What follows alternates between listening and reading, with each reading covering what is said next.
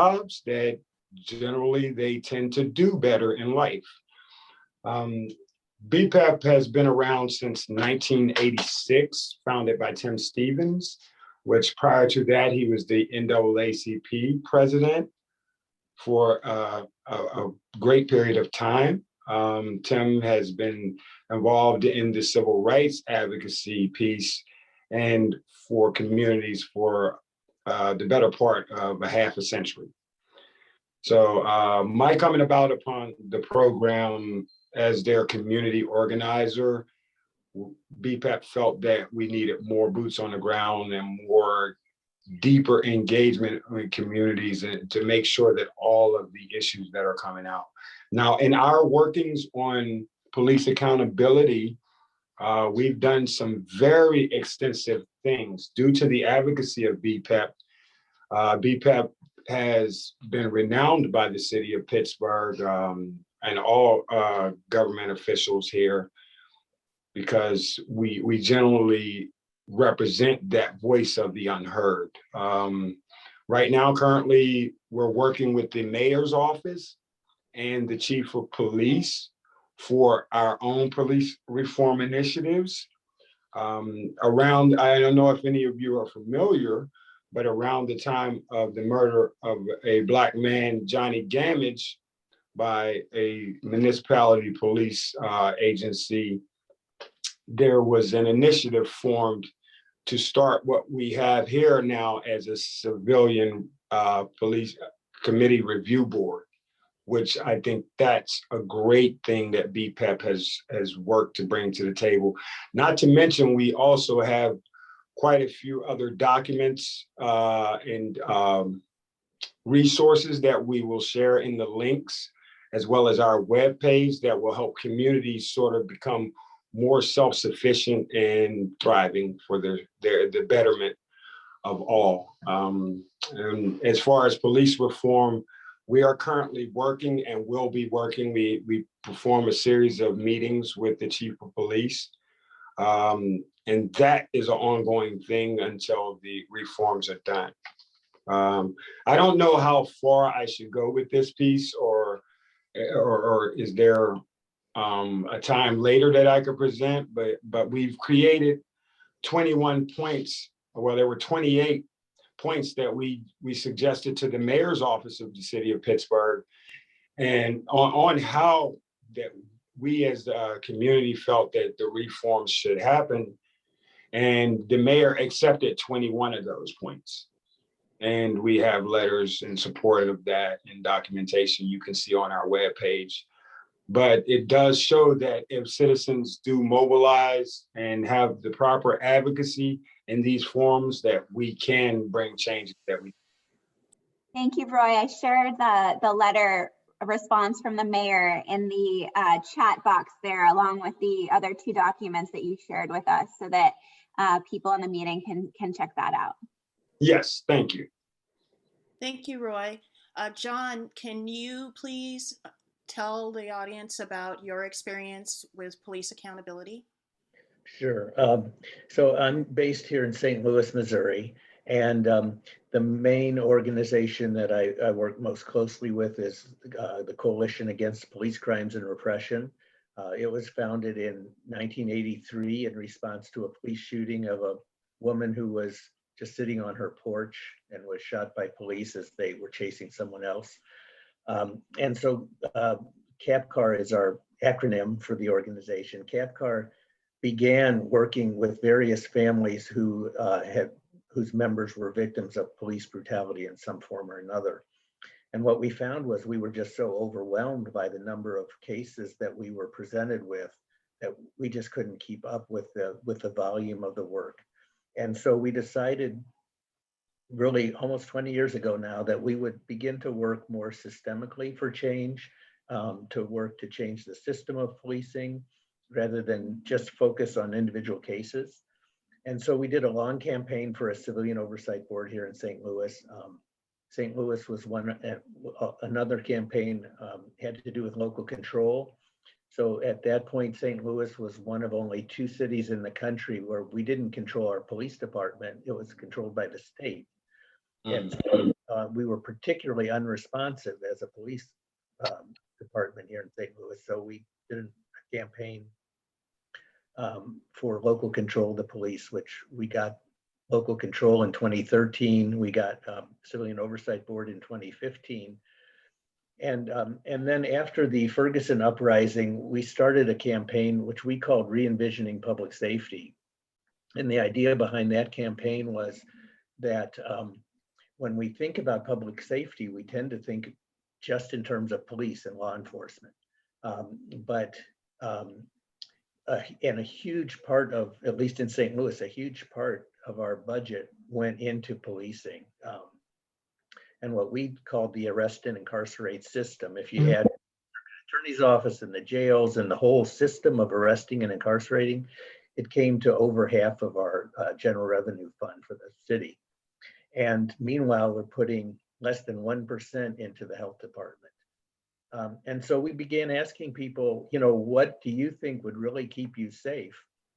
And the answers we were getting from the community was a decent job, adequate housing, healthcare, and education so that those jobs are available, community services. And so we started this campaign of reimagining public safety to shift our money and our priorities away from strictly arresting and incarcerating and towards community services that we felt would really keep people safe. What we saw from the arrest and incarcerate system was that we had mass incarceration, our jails are overflowing, and communities are disrupted by having especially young Black men sent away to prison and taken away from their families, from their young children. And those we saw as really causes of crime rather than solutions for crime. So we have been working on that campaign now for a number of years. As part of that campaign, we brought Cure Violence to St. Louis. And Cure Violence is a response to violent crime, which is based on a healthcare model instead of a law enforcement model. The idea being that if we could successfully implement alternatives to law enforcement, we could find other ways to solve our community problems rather than through policing. So that's been the work of CAPCAR. I'm also just quickly a member of the Ferguson Collaborative. So after the Ferguson uprising, the Justice Department made an agreement with the city to institute 125 pages of reform. And we wanted to make sure that the unheard voices in that community were heard in that process. And so we've been working on that consent decree process now for a number of years. And finally, I'm a member of a coalition called Privacy Watch that works on police surveillance in particular, which we see as a growing problem in policing. And as mass incarceration gets too expensive for the state to maintain, we think that there's going to be a growing shift towards surveillance as a means of controlling population. So we're working on those issues here as well. Well, thank you, John. Roy, I'd like to pose a few questions to you. First off, in 2018, the Urban Institute released a study on body cameras, which stated that they were not effective on whether or not an officer used force. What are your thoughts on body cameras, and do you think they work? First off, my thought on body cameras is I believe, and let me give a quick explanation first. I'm vice president of District 3 in my city's Public Safety Council, which is a citizen-led group that works hand in hand with the police and community to provide the bridges for public safety and all public safety related issues to the community. And from our workings together and the way our monthly meetings run, we deal strictly with accountability. We have a commander that works with us. So if there's a problem with an officer, one of us is usually contacted in the neighborhood and we bring that to the commander or the actual meeting. What I do know about body cameras is I believe that it's a safe and very necessary tool for both parties. It can work in both tandems if utilized correctly. I don't know where the Urban Institute completely gathered all of their data, but you still have to ask the question of when was the camera on? Was it from the start of the incident to, or is it is the camera footage always segmented? Because I think that it's a tool of how you utilize that camera. I think that if an officer pulls up to a site and he has to have interaction, boop, the camera should go on instantly. Not, oh, there's an incident, and then he reaches over and starts his camera. I mean, that should be something that should be like, I wouldn't say punitive, but it should be sort of like a demerit against his record for not recording. I believe that that system protects both the person that's being detained and also the officer. You know, if he's actually doing the right thing, it'll show. If he's not, it'll show. So that's my take on that. Thank you for that. John, do you have any thoughts on body camera usage? Yes, I've become less and less optimistic about body cameras over the past years. Originally, you know, and on the surface, it seemed like a great idea to hold police accountability and to have, you know, more accurate documentation of an incident. But one of the problems with body cameras is it depends on what policies are put in place. Roy was talking about that policy of whether the camera's on or not, but when we delved into this issue, it was one of the more complicated issues that we looked at, and we ended up putting together a model policy of about 35 points, I think it was. And the problem is that police departments are not instituting decent policies around the cameras, and so they're not proving to be as effective as they could be.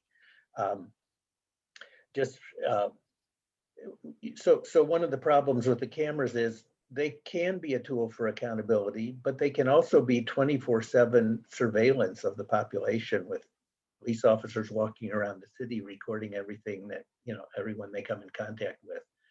And it depends on how that footage is used. Just as one quick example, in St. Louis, we've had a policy around the body cameras that says that an officer can look at the footage before he writes up his incident report. And we think that's a big mistake because the camera gives one viewpoint and the officer's perceptions are often sometimes different, but they're a separate valid viewpoint. But those two viewpoints working together might give you some sense of the truth.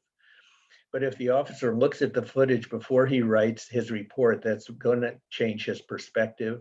And in the worst case scenario, he might be writing his report to match the footage rather than, you know, what he honestly remembers from the incident.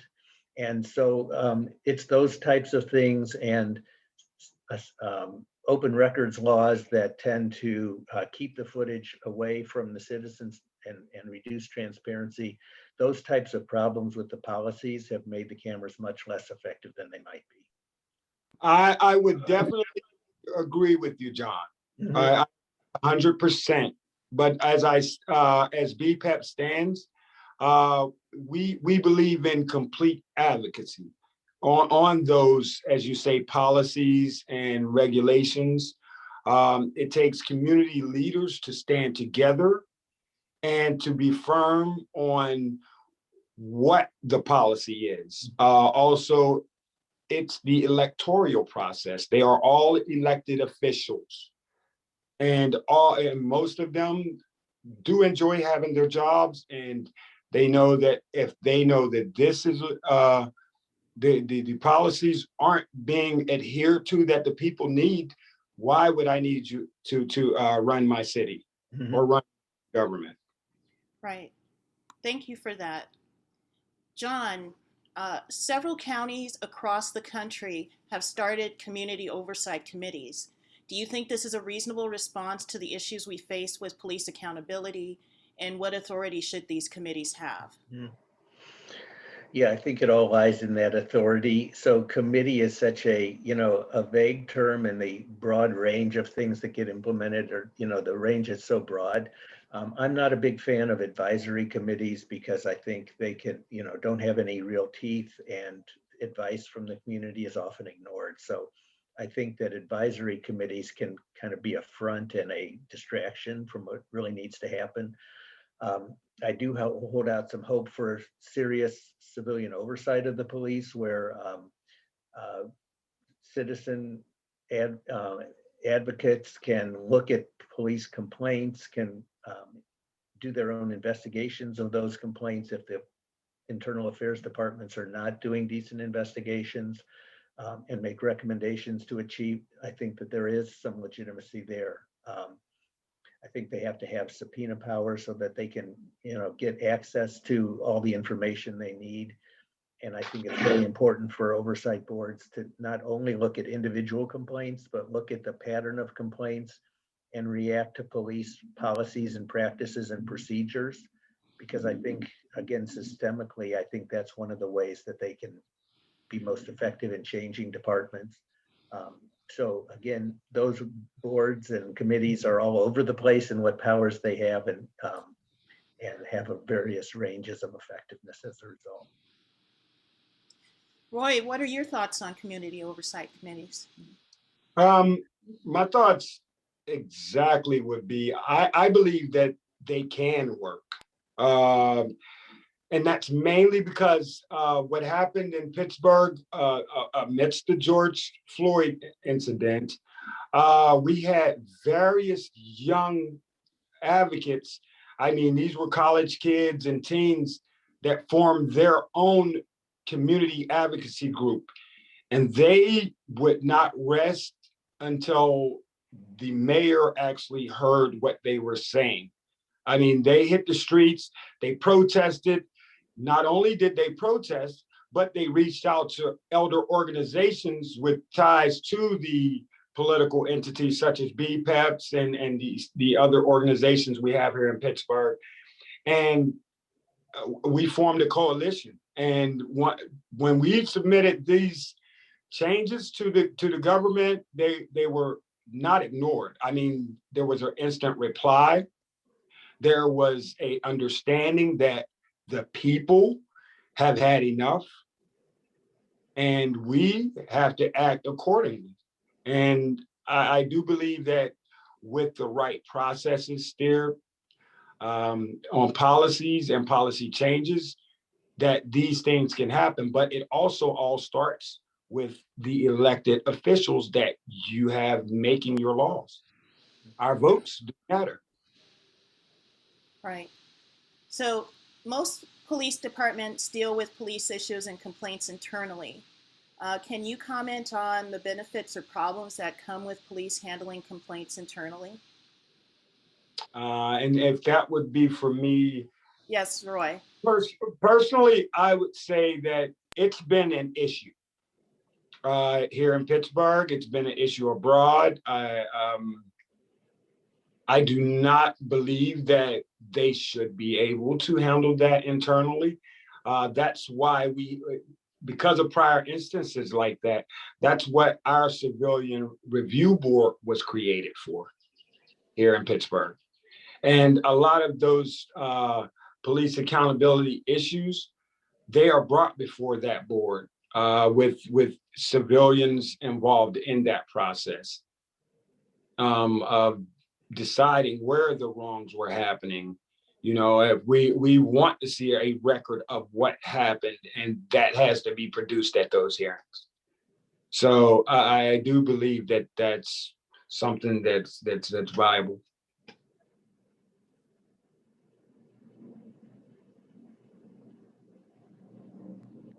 John, I know that St. Louis has dealt with issues with police reviewing instances internally. Did you want to talk about that?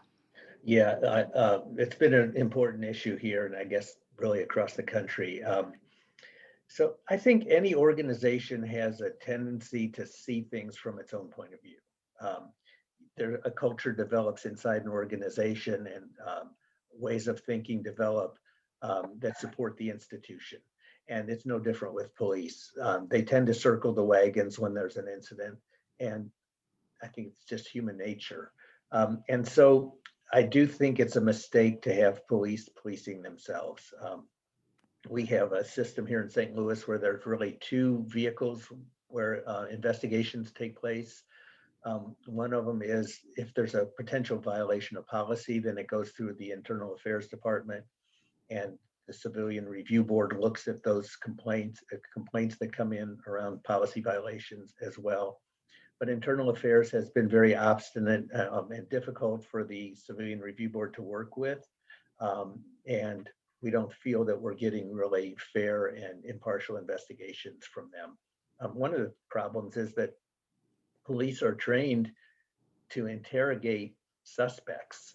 And when they go into internal affairs, they often treat complainants like they are a suspect and they're being interrogated rather than just interviewed and in a more friendly environment that brings out the facts. So right from the get-go, there are problems where people are uncomfortable dealing with police who are investigating. And then we find they don't often do the same thorough job that an independent body might. So we have been actually talking about moving some of that function to our personnel department, where there would be civilian investigators. They might work in conjunction with internal affairs or take it over completely, but it would integrate police into the same accountability system that works for all the other city employees.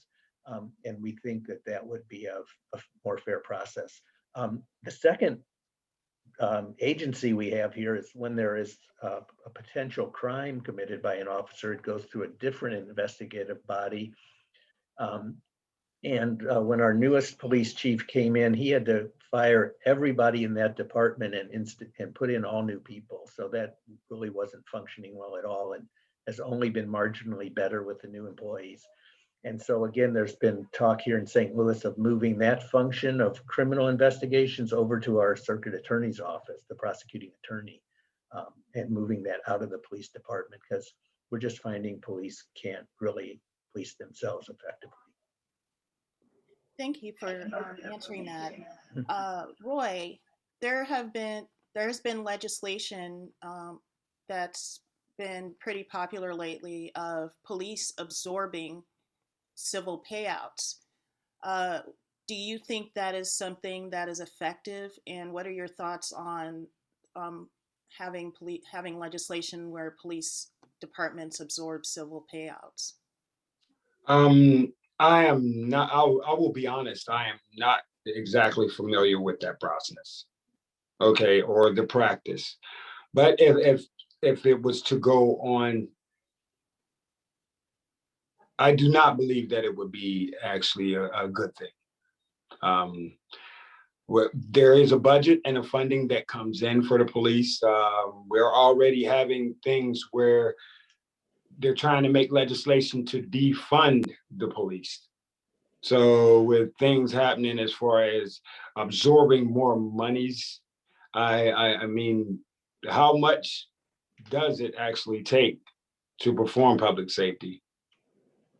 I do believe, as we are doing here in Pittsburgh, we're taking and we're not defunding our police, but we are shifting our police funding to more community engaged type of policing.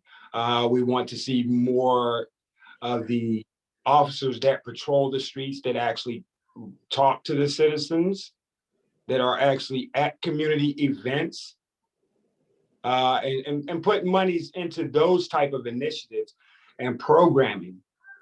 We had an idea that it would be a great idea, and they're working on it, to add a social worker to officers when they're sent to a scene. So that, because there's people with all kinds of traumas. Right. That's happening. So Roy mentions defunding the police. John, what do you have to say about that, defunding the police? So it's a complicated question for me, but in the end,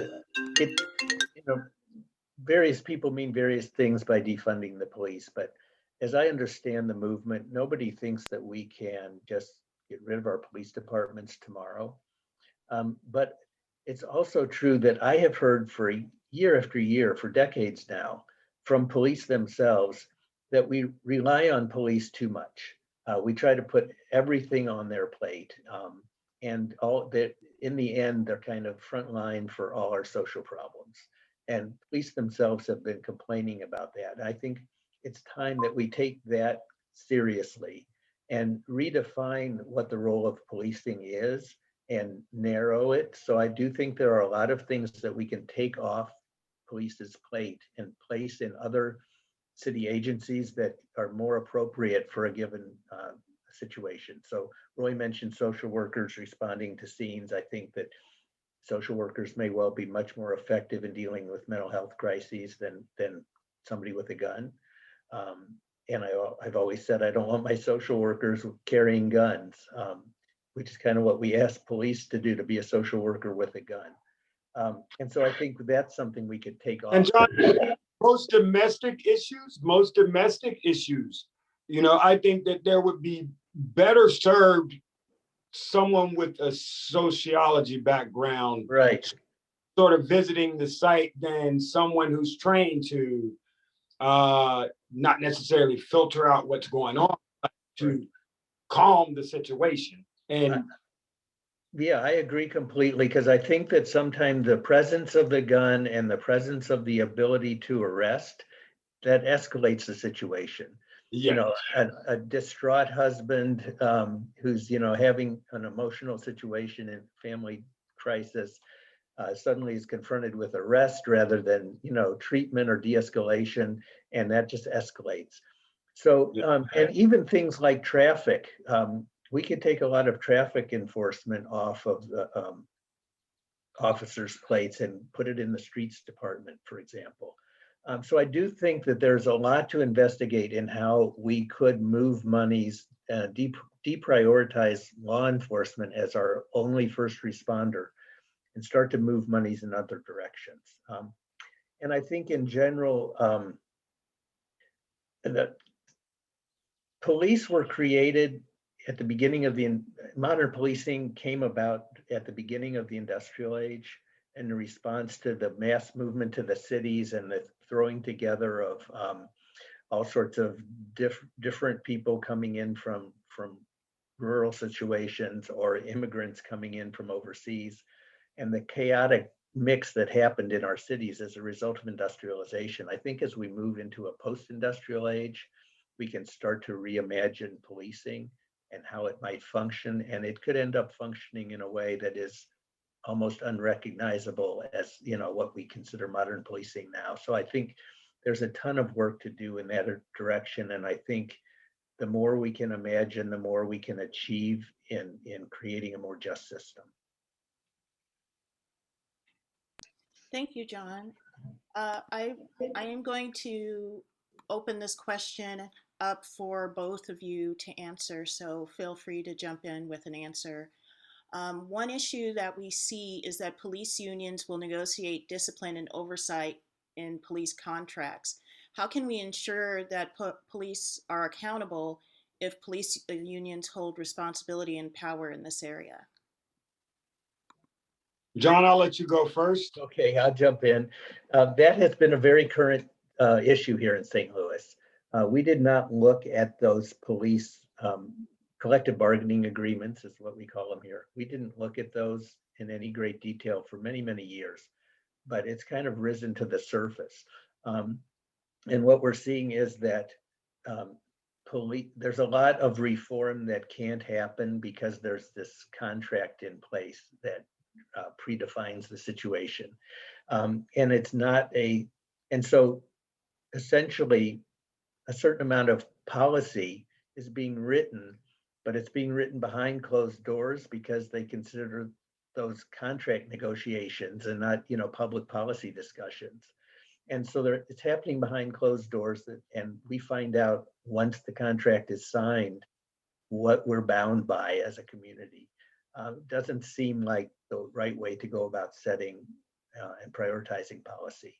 And so we do recognize that these are contracts, and but we do think that there's a lot more room for citizen input. That our public safety committee, which is part of our legislative body here in St. Louis, that they could hold hearings where community members discuss what they would like to see in these agreements, and that there are report backs around, what's being put in and what's being left out. In St. Louis, one of the things we just found out is that these agreements have to be approved by the legislative body, and they haven't been for the past 10 years or more. Part of them goes through that process, the budget part of the agreement, but the policy part of that agreement is not being overseen by the legislative body like it should be. And so these are huge problems. They cede a lot of power to the police union, and it really belongs more in the public sphere. And just lastly, I would like to say that in St. Louis, we have 2 police organizations. So we have the white police organization, but we have a black police organization that broke away in the 70s because of racial discrimination within that police association. So the white organization is recognized as the bargaining unit and does the negotiating for the collective bargaining agreements, and the black police officers are effectively left out of the system. So that's just no way for a city to do its business. I see, Roy. Yeah. My mind is totally blown on that one. Okay, I couldn't imagine it. What I would say is that I also agree with you, John. As far as accountability, I do believe that is for a citizens panel to be able to discuss with their legislators before that contract is due, on what they would like to see and what they are looking for out of a contract with the actual police. Needless to say, those meetings do happen without the public's knowledge and say so on how that's regulated. But I do believe that if we are revamping and reimagining policing and community involvement with law enforcement, I think law enforcement would be better served being open to taking in suggestions or taking in points, such as the mayor of Pittsburgh overheard the task force version of what implementations should be done with the police force. I mean, you have nothing to do but win. I mean, you don't want to be defunded. You want the community to recognize you and understand you, but you have to open your doors to their process and their plights, meaning the citizens. So I completely agree with you on that. As far as that, the unions, a union is a union. They're going to represent their membership, and their job is solely to the membership. And I was a member of local 154 boiler. Well, I still am. 4 Boilermakers Union. I got 21 years with that union. I've been doing nonprofit work for 4 years, but I'm still a union member. So I know how those ties can be, and it might not necessarily be a prejudice thing against the people, even though things that happen out there might be that way. But unions function as unions function. And I just know that entering into legislation and hearing recommendations from the community is essential to any initiative to reimagine policing. Thank you very much for that, Roy. We have questions from the audience. Adrienne, do you have those questions gathered, and would you like to read those to our panelists? Hi, Kat. I actually haven't gotten any questions from the audience. Okay. So we can continue. I've been getting the questions then. I have them. Got it. Nancy A. Peterson asks, are there any examples of civilian oversight of sheriff's offices as opposed to city police? And I guess that can go out to both of you. Roy Blankenship here with BPEP, and I want to say to you, ma'am, not to my knowledge, most county jurisdictions are not as closely watched as city jurisdictions, and mainly being because of the populace. You know, in the rural areas, people are generally content with how their policing is effectuated. You know, it's generally if you see something happen in one of the areas that are uh, county, it's a city person has traveled in or within that area and ran into an incident. You know, so I don't really see too many changes out there, and there's not too much advertising on that. Mhm. So I can only think of one example, which is the Los Angeles Sheriff's Department has oversight. But that is kind of a unusual circumstance. I think the press for civilian oversight has largely come from urban communities. And that's why I don't think we see as much in the sheriff's departments, but Los Angeles being the nature of the sprawling beast that it is, they have oversight out there. But I think it could serve a useful function. There just hasn't been the same kind of push for it as there has been with municipalities. And what I will say, though, here in Pittsburgh, on our surrounding in Allegheny County, there is a proposed initiative to join what's called the borough police forces that aren't actually the city of Pittsburgh. They're not county police, but they're the small boroughs have their own police. And the citizens have cried out for accountability under them. And they are supposed to be regulated by our county sheriff's office. But as we've both mentioned, that there's not really that big of an oversight from that county sheriff. And that is something that I think should be visited if we're reimagining law enforcement. Thank you, Roy. Abby has a question, and she wants to know, in the panel's experience, has there been good strategies police use to be equitable in their work, aside from body camera policies and community policing?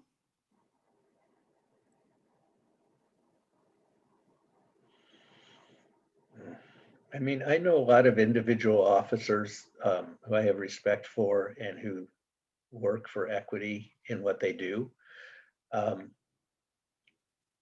But I think there's a lot of systemic inequity built into policing. So I don't see as much on that systemic level as I see from individual, people of goodwill.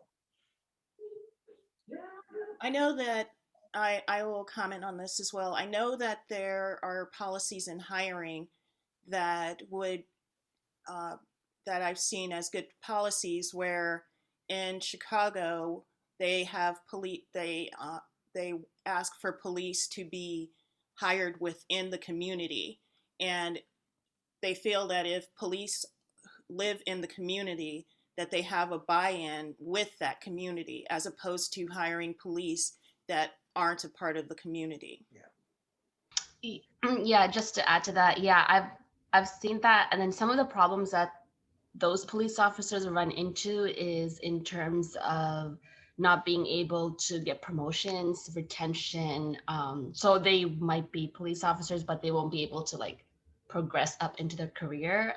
Not for all, but that's definitely something that has been an issue.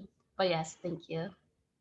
I'd like to add on also what we experience here in Pittsburgh with that is that there is actual buy-in at times, but it's more of a policy issue, because when our police, a lot of police they live an hour outside of our city. When we go to recruit and our city has done its share of reaching out, I mean, it might need to do some more as far as trying to reach the students in high school, or possibly, more outreach toward kids in middle school or whatnot. But generally, because of the stigmas that were placed on law enforcement in urban communities, it's very hard to get someone in the community to want to become the law enforcement officer in the community. And that's something I've seen wide ranged. So that's something that I think communities, it's an internal thing also. Yeah. So I mentioned our Black Police Association, which is called the Ethical Society of Police. They just did a recent report about hiring and promotions in the St. Louis Police Department, and showed that as you move up the ranks, it gets more and more white. And hiring has been a huge problem. Black candidates tend to get disqualified for reasons that white candidates are not disqualified for. So it's been a huge problem here, and the Ethical Society actually started its own program to recruit and prep Black candidates for the police academy, and it was partially funded for a minute by the police department, but they have not given the recent support to that program, which was being effective in recruiting some Black candidates. While you mentioned, we are actually taking up that same initiative right now, and it's being implemented. We are, as I've said in earlier the conversation, that we are meeting with the chief of police. BPEP does, along with other members, community members, to ensure that this process has the right amount of community support, and to ensure that the police force and the commander of the police force is all on board with this initiative. Great. So I think that through collaborative meetings, we actually are working right now as a part of that change. They're working to create a point system. If you do live in the city, you get a few extra points. If you are, minority, there's a few extra points, sort of to try to help that candidate sort of qualify to be in that that bracket that we need. So there are changes happening. I'd like to say, and I'm proud that it's happening here. Right, great. And just to tie it into the collective bargaining agreements, one of the problems here is that built into the collective bargaining agreement is seniority privileges for officers. And statistically, Black officers are much less likely to stay for a long period of time, probably because it's not a very hospitable environment for them. So Black officers tend to leave earlier, and they don't have the seniority. And so that's one of the things that contributes to the upper echelons being more and more white. So we actually recommended doing away with the seniority system for promotions. Thank you for that. I'm going to ask one more question since we're getting close to the end.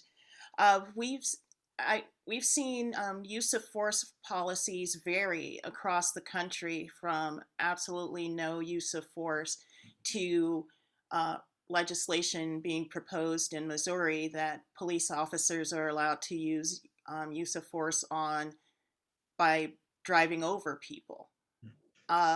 I wanted to get your thoughts on use of force, and should police be allowed to use excessive use of force at all, or what limits there should be on use of force?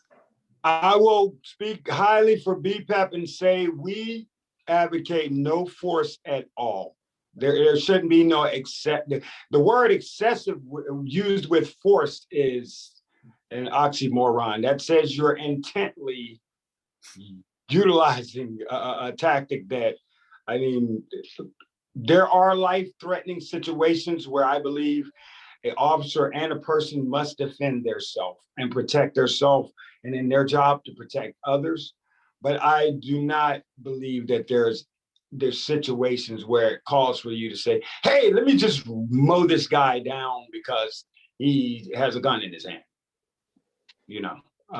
I don't see excessive force as a tool that should be utilized for police.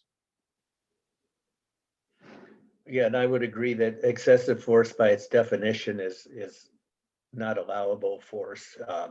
It's more than was needed for any given situation. But so use of force policy has come under a lot of scrutiny lately. What we've seen is that there's what they call the use of force continuum, which is you start with a verbal command, and if you have to escalate, then you use hands, soft hands, they say, and then hard hands. And then you can go to like a baton, and it goes, on up from there to lethal force. What's tended to happen is that was seen as a increasing escalation up the use of force continuum, but there's never any discussion of going back down the ladder, de-escalating down that use of force continuum.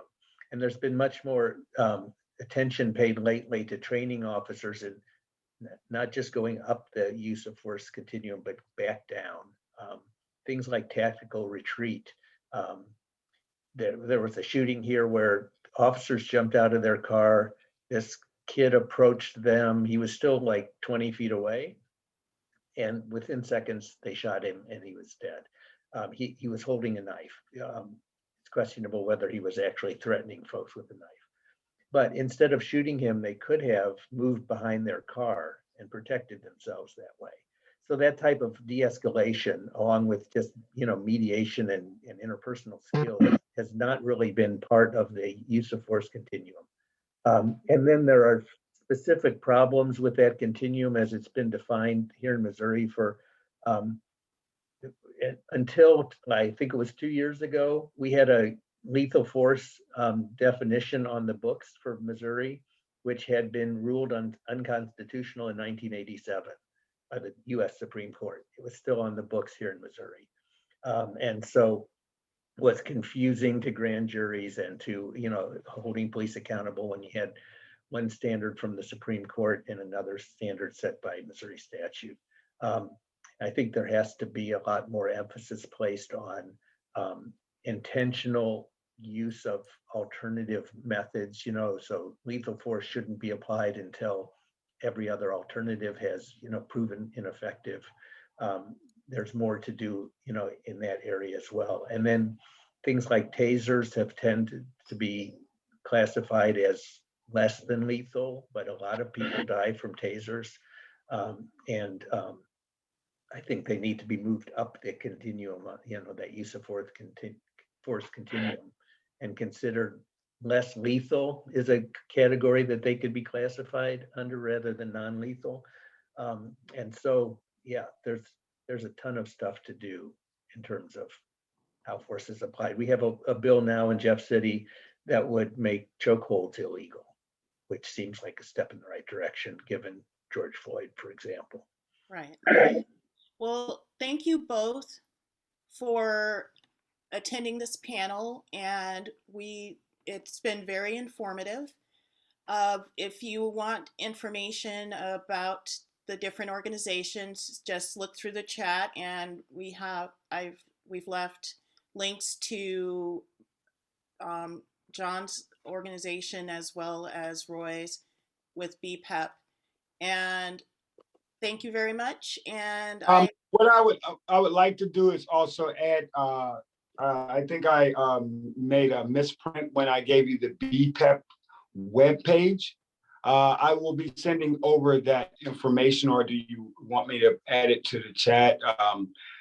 I can send it over to you because we have. I wanted to let the viewers know that we have what's called the CAB Communities Against Violence Strategies for Change work booklet, which has 130 plus strategies that a community citizen, organization, or group can utilize any one of these strategies, and it will help you sort of deal with crime, also dealing with the police, community issues that might be out there.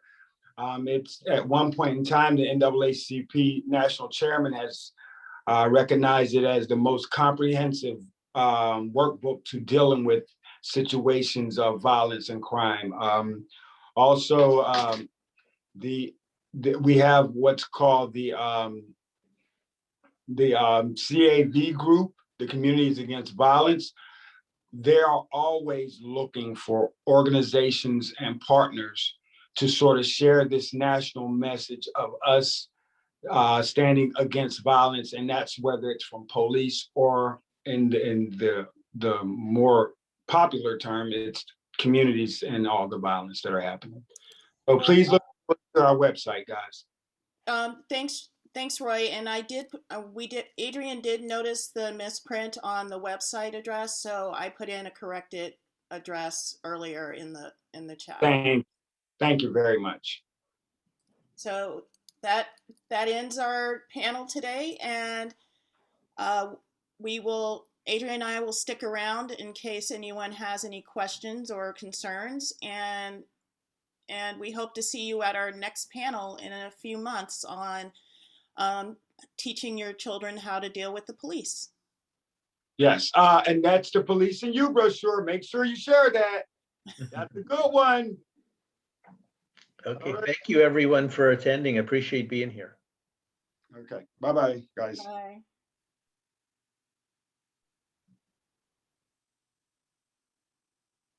Okay, I